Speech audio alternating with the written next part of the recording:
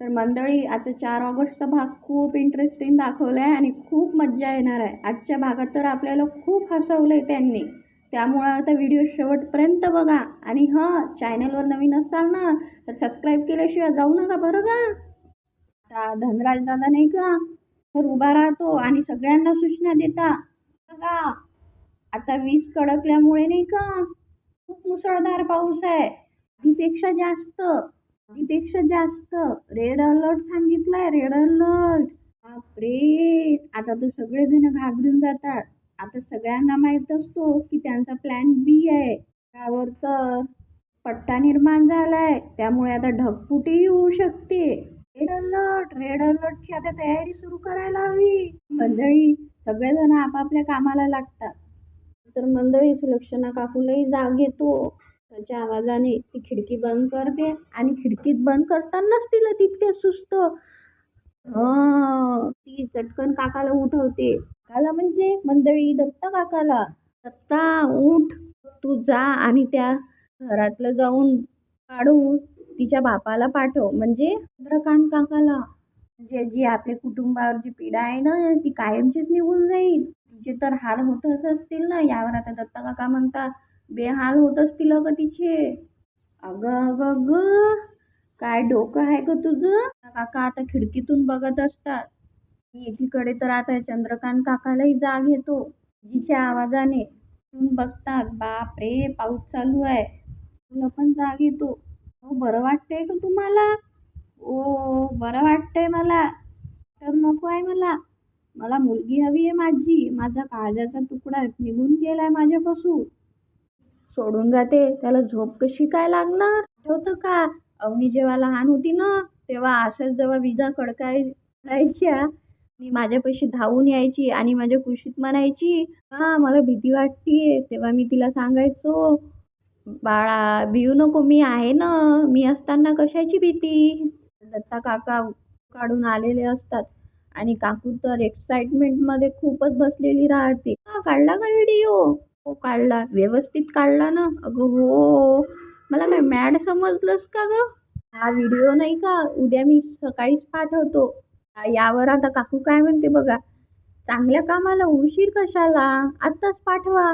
एकीकडे आता चंद्रकांत काका अवनीच्या आजीने बोलत असतात की मुलगी कशी बापाचा न विचार करता निघून गेली.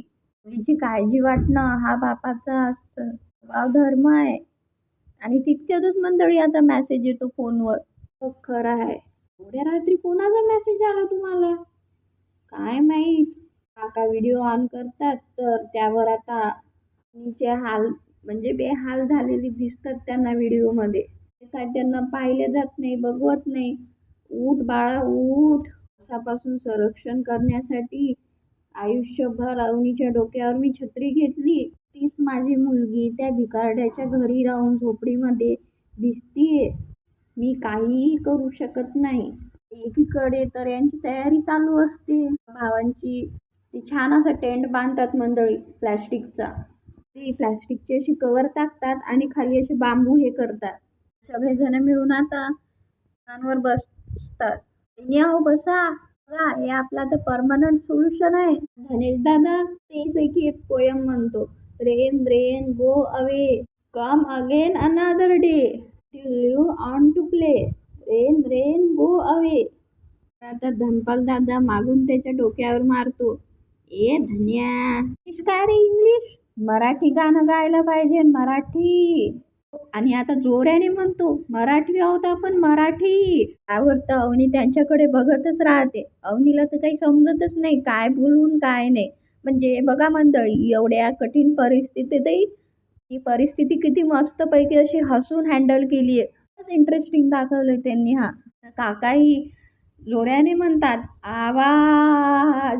आता धनपाल दादा म्हणतो, बरोबर आहे यांना तुमचं, आवाज मराठीचा. अरे, पावसाला कधी जा म्हणायचं असतं का, पावसाला नेहमी ये म्हणायचं असतं. पाऊस नाही आला ना राजा तर काय होईल, अख्ख्या महाराष्ट्रात दुष्काळ पडत. त्यात काय होईल मग, नुकसान होईल. त्याहून देशाचं नुकसान, म्हणजे अख्ख्या जगाचं नुकसान. चला आता मी एक मराठी गाणं म्हणतो. एरे एरे पावसा. दादा आता म्हणत असतो एरे एरे पावसा, खूप बोर गाणं आहे आता. दादाही जोराने गाणं म्हणायला लागतो. अरे गप्प रे, तुला काही ताल सूर आहे की नाही त्या गाण्याला? खूपच मज्जा आली आहे मंडळी, खूप हसवलंय.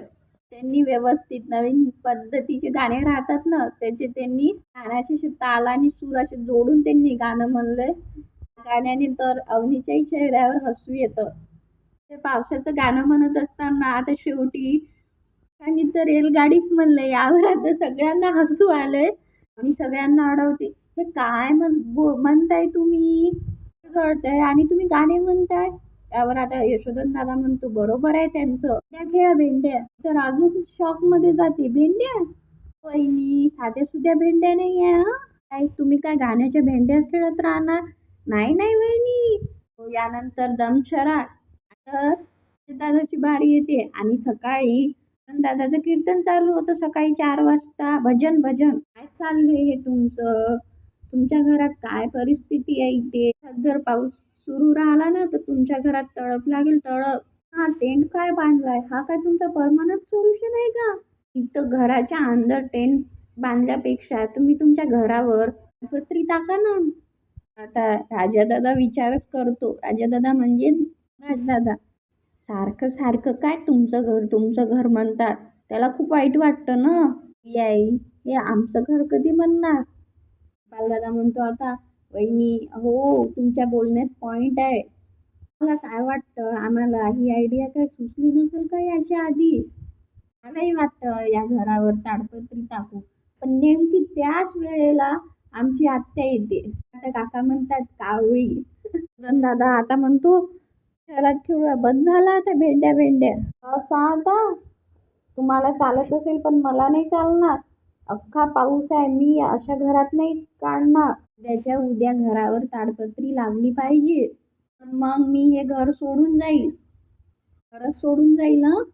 दुसरा दिवस उगवतो, नवी ताई येते. ईशा, लगेच असं फोन करून बोलवलंस? आणि तिला म्हणतात, अगं ये ये दिवाणवर बस. एवढा मान चट फोन करून का बोलवलंय? तर आता गणेश दादा म्हणतो, ताडपत्री ताडपत्री लावायची आहे ना अंगणामध्ये शेड म्हणून. तुम्हाला राडा पाहिजे हे म्हणून आता लगेच उठून जातच असते. त्यावर आता राजा दादा म्हणतो, पावसापासून सेफ्टी हवी आहे आम्हाला. ते पण घरी मम्मी आहे ना, हो, मग तिलाच तर तुला मॅनेज करायचं आहे. तोपर्यंत ताडपत्री टाकतो. एकदा का ताडपत्री टाकली तर मग काय ती काही करू शकत नाही. वेळ 7 तास शक्य नाही. तू ओळखत नाही का? ती डोकं खाईल माझं. छगन दादा आता नमीचा हात पकडतात. नमी ऐक ना, हे बघ अगं घरात सगळीकडे पाणी गळतंय. अवनीला खूप त्रास होऊन राहिलाय. घराची इज्जत तुझ्या हातात आहे ना. मी त्याला जरा वेळ थांबून ठेव, करशील नाही एवढं? जमेल की. हे बरं आहे, आम्ही एवढ्या वेळेस सांगत होतो तेव्हा ऐकलं नाही. सदा नाही, एकदाच म्हटलं की लगेच ऐकलं. त्यावर आता नमिताई म्हणते, दत्ता मामा नाही आहे म्हणून बरं आहे, तर मॅनेज करायला खूप कठीण झालं असतं. मी यशोदासाठी काही पण करू शकते. तू सांग, मम्मीला बांधून ठेवू का? आता सगळेजण म्हणतात हो हो चालेल. यशोधन दादा म्हणतो आता, चालेल काय चालेल, ए बाई बांधून नको ठेवू, फक्त तिच्यासोबत गोष्टी करत राहा. पुण्यात गुंतवून ठेव फक्त थोड्या वेळसाठी. आणि थँक्यू म्हणतो. तर आता नमिताई म्हणते, वेलकम, ऑल द बेस्ट. त्यावर आता धनपाल दादा तिला म्हणत असतो, अगं खऱ्या ऑल द बेस्टची गरज तर तुला आहे. मला ऑल द बेस्ट म्हण ना.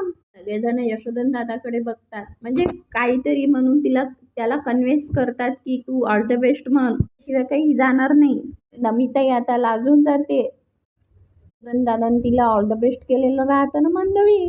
दादा तिच्या मागून जातो, तिच्यावर लक्ष ठेवतच असतो. जर जाऊन बघते तर काकू म्हणजे सुलक्षणा काकू पूजा करत असते देवी यायची. परत बाहेर येते आणि सांगते की तुमच्या कामाला लागा. मी आता तांब्या घेऊन काकू जवळ जाते, प्रार्थना करत असते. देवी आई, माझी एक प्रार्थना आहे, धोंड्याचं घर आहे ना ते मला कायमचं मिळू दे आणि तिची सून ती कायमचीच जाऊ दे. माझ्या नम्मीचं लग्न चांगल्या मोठ्या श्रीमंत घरात लाव, जेणेकरून पुढं पालन पोषण झालं पाहिजे. सरपंची मला चांगली तर्जन सोय करून दे बरं का. आणि आई आमच्या कुटुंबावर कृपा राहू दे. आता काकू तितक्यातच बाहेर जात असते, तेवढ्यातच ताई म्हणजे पाणी घेऊन उभी राहते. एवढं पोटी पोटी वाचू वाचू मला मागू मागू तुझ्या घशाला कोरड पडली असेल ना ग. बया मैले लईच काळजी करू लागली माझी. लय गुणाची पोर आहे. मी अगं जरा आल्याचा चहा टाक. मी जरा कपडे वाळू घालून येते. अगं खूप काम पडलेत. मम्मी अगं बाहेर काय काम आहे तुझं? कपडे अगं वाळू घालायचे आहेत ना. बाहेर नको जाऊ. म्हणजे मी घातलेत ना कपडे वाळू. तू नाही ते आरामात बस निवांत खुर्चीवर. मस्तपैकी असं आल्याचा असं तरतरीत चहा करून आणते. मी काय म्हणते, तू अजून एकदा पोथी वाच म्हणजे कसं डबल पुण्य लागेल. त्यातच आता सुलक्षणा काकूचा खाली टोल जातो. त्या टोंगळ्यावर परिणाम होतो. लागलं. धक्का लागलाय माझ्या कमरेला. हो तुला किती वेळा सांगते मी. बाहेर नको जाऊ हा. इथे बस मी तुझ्यासाठी चहा करून आणते. यावर आता काकूला डाऊट येतं. काय चाललंय या पोरीचं? ती का वागून राहिली ही? आता सांगतच असते की चहा पितीये म्हणून आणि बाहेर उभी राहून लक्ष ठेवत असते. म्हणून आता बांबू फिट करून ताडपत्री टाकलेली राहते वर. तरी आता पुढील भागात दादा म्हणजे यशोधन दादा कामावर निघालेला राहतो. राजा दादा त्याला म्हणत असतो की मला सुद्धा कोपऱ्यावर सोड. तर आता अवनी बघत असते. अवनी त्याला विचारते सायकलने का जातोयस तू? गाडी पण नाही दिसली तुझी किती दिवस झाले. 30 दिवस झाले तू कामावरही नाही गेलायस. फ्रॉम होम करतोय मी. खरं बोलतोयस ना?